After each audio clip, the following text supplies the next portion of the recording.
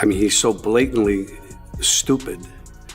He's a punk, he's a dog, he's a pig, he's a con, a bullshit artist, a mutt who doesn't know what he's talking about, doesn't do his homework, doesn't care, thinks he's gaming society, doesn't pay his taxes. He's an idiot. Colin Powell said it best. He's a national disaster. He's an embarrassment to this. Trump has dealt with critics his whole career, but when Robert De Niro speaks out, it doesn't come across like another celebrity taking a shot at him. It feels much more calculated than that. De Niro isn't loud, dramatic, or try to steal the spotlight. He stays calm, chooses his words carefully, and delivers every line with purpose. That's what makes a hit so hard. Instead of relying on anger or over-the-top insults, he uses sharp, quiet ridicule that slowly chips away at the larger-than-life image Trump has spent years creating. Rather than attacking the man, he challenges the myth around him, piece by piece, until that carefully built image starts to fall apart in front of the audience. I mean, look at the lame, inane things that he said. He's so stupid, he can't even say anything clever or smooth. He's a moron.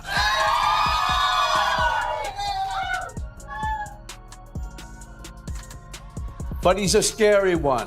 And in all seriousness, and we know it here, people have to get out and vote and vote and vote. De Niro starts at the place where he believes the image first began. The gold towers and glass buildings Trump has long presented as symbols of success.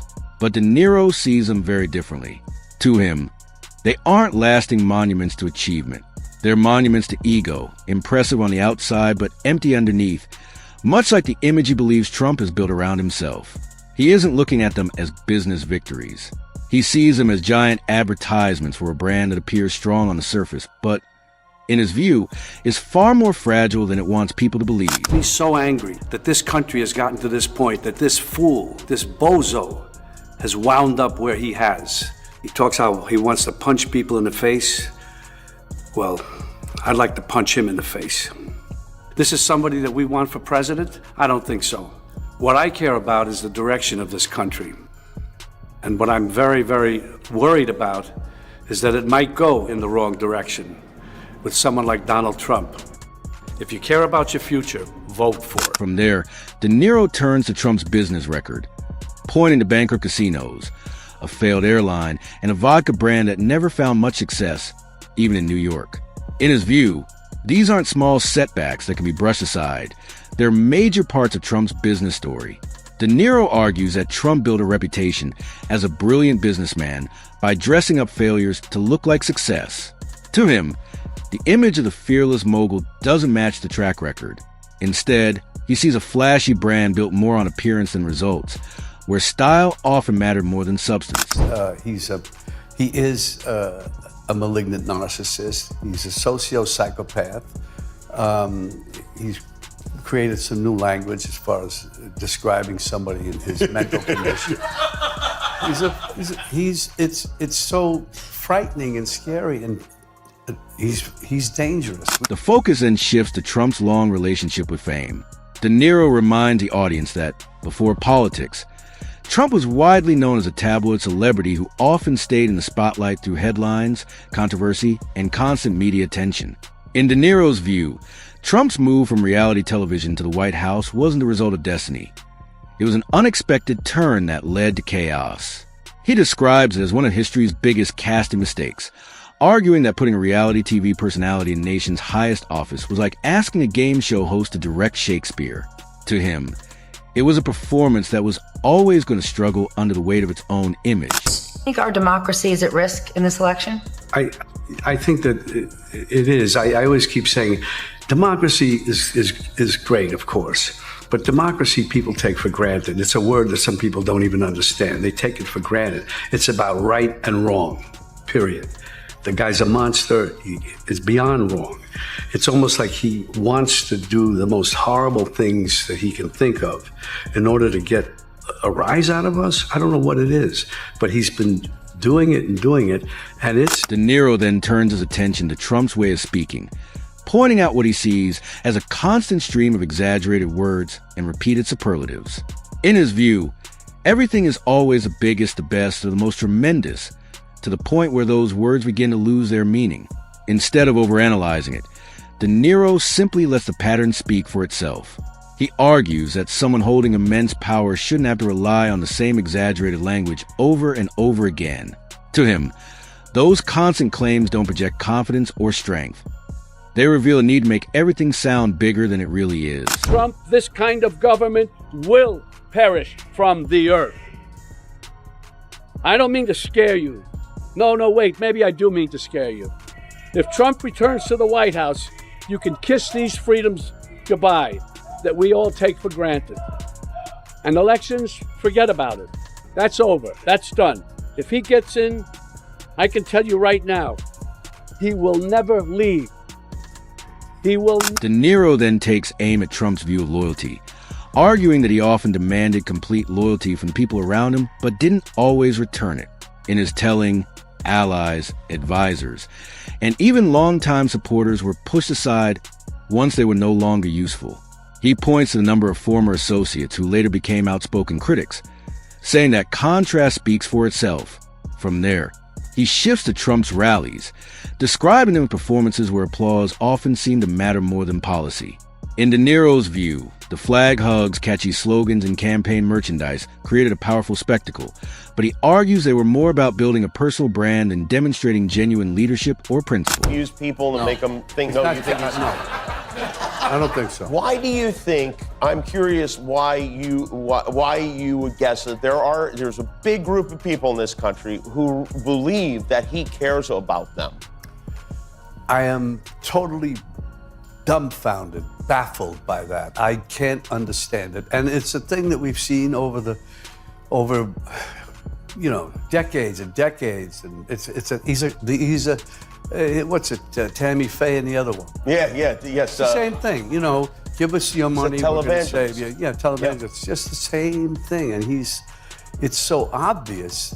I just don't understand people could buy it. I just don't know. It's all an act in a certain way. It's all out of insecurity. He's deeply. As the roast builds, De Niro turns to what he sees as Trump's biggest weakness, his reaction to criticism.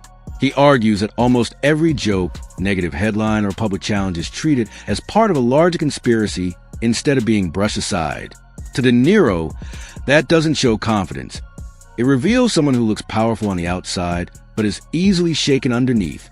He also pokes fun at Trump's focus on appearances, from his hair and tan to the carefully crafted image he presents in public, suggesting that it's more about vanity than strength, rather than relying on over-the-top insults. De Niro lets those familiar traits become the joke themselves. In his view, Trump has become such an exaggerated public figure that the image almost writes the punchline before anyone says a word, and he argues that the biggest contradiction at the center of it all is the gap between the image Trump projects and the standards he applies to himself. Yeah, to me, it's more than heartbreaking. It's a really, really serious situation we're in. I don't want to bring people down, but I mean, No. it's like... Yeah, I think they came pre-down. Yeah, well, it's like a pall around, certain things. It's like living in an abusive household.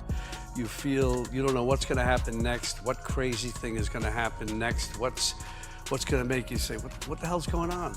Yeah, and because only like, one angry person gets to say what is real. Exactly. What the truth is. Exactly, and the truth is not from him, that's for sure.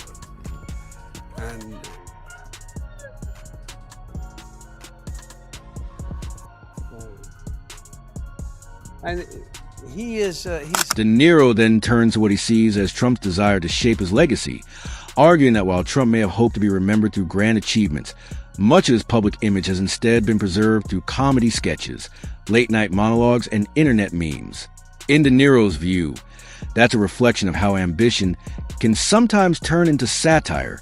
He goes on to criticize what he believes is Trump's tendency to blame others whenever things go wrong, saying that every setback, investigation, or loss is often presented as someone else's fault rather than accepted as personal responsibility. To De Niro, that isn't a sign of strength. It suggests an unwillingness to own mistakes. He closes by arguing that Trump's speeches often relied more on repetition and volume than clear ideas, claiming that instead of leading with a consistent vision, he frequently wandered from point to point, creating noise that, in De Niro's eyes, was mistaken for clarity. In him. It can't be. It cannot be. if he wins the election, you won't be on the show anymore. He'll come looking for me. There'll be things that happen that none of us can imagine. That's what happens in that kind of a dictatorship. De Niro ends by taking aim at what he sees as Trump's constant need to dominate the headlines, arguing that staying at the center of attention often seemed just as important as the message itself. In his view, controversy wasn't an accident. It became part of the strategy for remaining in the spotlight. By the end of the roast, De Niro argues that the larger-than-life images Trump built around himself, the business titan, the political outsider, and the strongman, begin to fall away, leaving behind someone he sees as driven above all by the need for attention. To De Niro, Trump's story isn't defined by power alone, but by the gap between the image he projected and the public reaction it inspired. He finishes by suggesting that, in the end, humor can be one of the strongest forms of criticism, and that sometimes laughter leaves the most lasting impression of all. It's more than that to me. He's sick. He is really, genuinely a sick person that somehow has been allowed into our system. And I'm tired of calling him names. He just can't be anywhere near the office of the presidency. You've played a lot of bad guys. Would you ever play Donald Trump? Never. There's nothing about him. There's not one redeeming thing in him that I can see ever. De Niro then shifts to what he sees as Trump's obsession with spectacle, arguing that he always seemed to need to be the center of attention no matter the setting. In his view, every room became a stage and every microphone another chance to perform. He suggests that the constant self-promotion, dramatic gestures, and larger-than-life style weren't signs of natural charisma, but of someone who couldn't stand being ignored. From there, De Niro challenges Trump's tough guy image, arguing that moments of anger, lingering grudges, and sensitivity to criticism often undercut the strength he tried to project. He portrays Trump as someone who seemed to thrive in conflict, suggesting that chaos often surrounded his leadership, rather than seeing a steady hand guiding events. De Niro describes a leader who, in his opinion, created confusion while insisting everything was under control. What do you say to those who say, I don't like the guy, but I'm going to vote for him? What's your message to them? I don't understand it. I don't think they understand how dangerous it will be if he ever, God forbid, becomes president. I don't think they really understand. And historically, from what I see, even in Nazi Germany, they had it with Hitler. They don't take him serious. He looks like a clown, acts like a clown. Mussolini, same thing. These guys, I don't know why, they look like clowns. The roast then shifts to Trump's focus on image, with De Niro arguing that many of the carefully staged photo opportunities and dramatic backdrops meant to project strength often ended up becoming viral moments for entirely different reasons. In his view, the stiff smiles, awkward poses, and highly choreographed appearances said more about the importance of appearance than accomplishment. He goes on to criticize what he sees as a pattern of bold promises and memorable slogans that didn't always translate into lasting results, arguing that repeating catchphrases could never replace concrete achievements. De Niro also takes aim at Trump's confrontational style, suggesting that many political debates became more about personal attacks than serious discussion. He closes by saying that when winning the argument becomes more important than solving the problem, everyone ultimately loses. America's Philistine president has had himself appointed head of one of our premier cultural institutions. He has cut funding and support to the arts, humanities, and education. And now he has announced a 100% tariff on films produced outside the U.S. Let that sink in for a minute. You can't put a price on creativity, but apparently you can put a tariff on it. Of course, this is unacceptable. All these attacks are unacceptable, and this isn't just an American problem. It's a global. De Niro also takes aim at Trump's relationship with the truth, arguing that he often changed the facts to fit the moment, reshaped his message for applause, and delivered questionable claims with enough confidence that many people stopped challenging them. In De Niro's view, when those contradictions are looked at together, they don't create the image of a strong leader. They reveal something far more inconsistent. He argues that this wasn't a carefully planned strategy, but a style driven by impulse and ego, where conflict became necessary to keep attention focused on him. According to Niro, new rivals and fresh controversies often seemed to appear whenever the spotlight began to fade. He closes his part of the roast by suggesting that beneath the confident public image was someone deeply afraid of becoming irrelevant, being embarrassed, or simply being forgotten. You've been pretty open about your dislike for Mr. Trump. You once famously said you'd like to punch him in the face. I don't understand why people are not taking him seriously, because you read about it historically in other countries that they didn't take the people seriously. I think Hitler, Mussolini, but they're fools and clowns.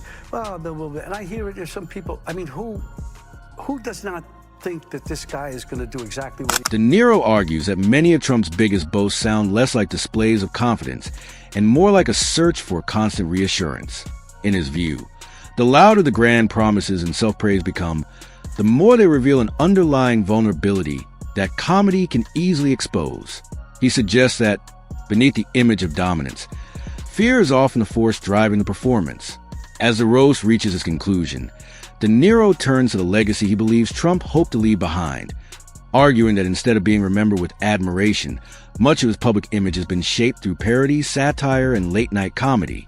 He ends quietly rather than dramatically, leaving the audience with the idea that, in his view, Trump's larger-than-life myth has been stripped away, replaced by humor that may become one of the defining ways his public story is remembered.